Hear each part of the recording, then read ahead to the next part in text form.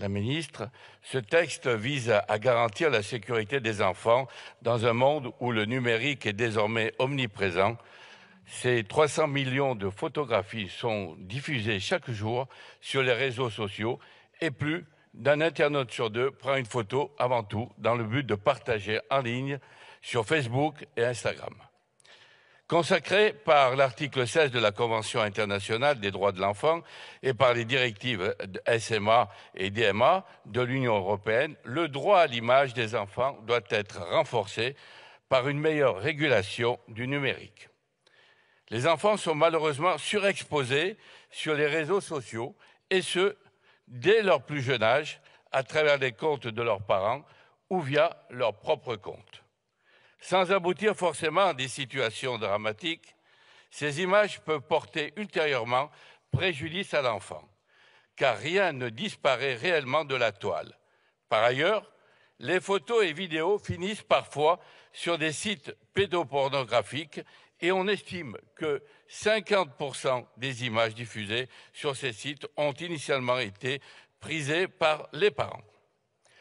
On estime en moyenne qu'un enfant apparaît sur 1300 photographies publiées en ligne avant l'âge de 13 ans, sur ses comptes propres ou bien sur ceux de ses parents ou de ses proches.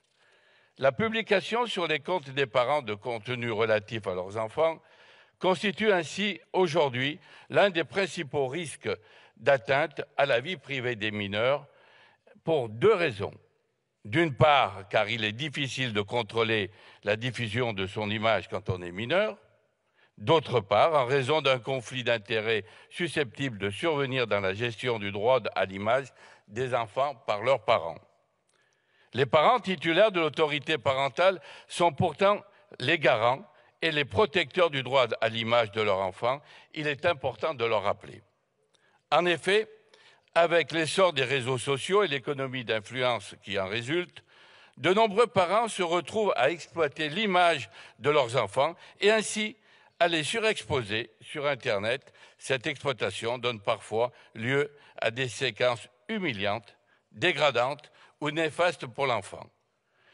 Comme le souligne la défenseuse des droits et le défenseur des enfants dans leur rapport annuel sur la protection des droits des enfants, je cite, « Les violations du droit à l'image des enfants, composantes du droit au respect de leur vie privée, restent en pratique communément admises. » Ce texte vise donc à privilégier l'impératif de l'intimité face à la tentation de la viralité afin de protéger la vie privée de l'enfant. Dans la continuité de la loi Enfants influenceurs de 2020 qui ne concerne qu'une infime partie des enfants exposés, cette proposition de loi vise à protéger la vie privée des enfants de manière pédagogique, car 4 articles modifiant le Code civil. Ainsi, le premier article vise à introduire la notion de vie privée dans la définition de l'autorité parentale.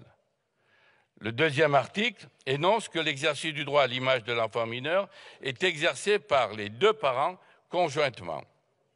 Le troisième article explicite les mesures que peut prendre le juge en cas de désaccord entre les parents dans l'exercice du droit à l'image de l'enfant mineur. Enfin, l'article 4 ouvre la voie à une délégation forcée de l'autorité parentale dans les situations où l'intérêt des parents rentre en conflit avec l'intérêt de l'enfant dans l'exercice du droit à l'image de ce dernier. Si nous partageons la volonté de mieux protéger les enfants, nous estimons que cette proposition de loi est superfétatoire, car toutes ces dispositions sont déjà comprises dans la définition de l'autorité parentale mentionnée à l'article 371.1 du Code civil. L'autorité parentale est en effet définie comme un ensemble de droits et de devoirs ayant pour finalité l'intérêt de l'enfant. Elle appartient aux parents jusqu'à la majorité ou l'émancipation de l'enfant pour le protéger dans sa sécurité, sa santé, sa moralité, pour assurer son éducation et permettre son développement dans le respect dû à sa personne. L'autorité parentale s'exerce sans violence physique ou psychologique. Intérêt de l'enfant, le protéger dans sa sécurité et sa moralité, respect dû à sa personne, tout y est déjà. Par ailleurs, la circulaire du 19 avril 2017 relative à la protection judiciaire de l'enfant dresse la ligne des droits rattachés à la titularité de l'autorité parentale, en particulier le droit d'être informé des choix importants relatifs à la vie de l'enfant et de surveiller son éducation. Ces deux textes garantissent que la titularité de l'autorité parentale recouvre donc l'ensemble des droits et des obligations des parents envers leur enfant. Pour autant, nous ne nous opposerons pas à cette proposition de loi qui permettra de sensibiliser les parents aux dangers auxquels ils exposent leur enfant en diffusant leur image sur les réseaux sociaux. Merci de m'avoir écouté.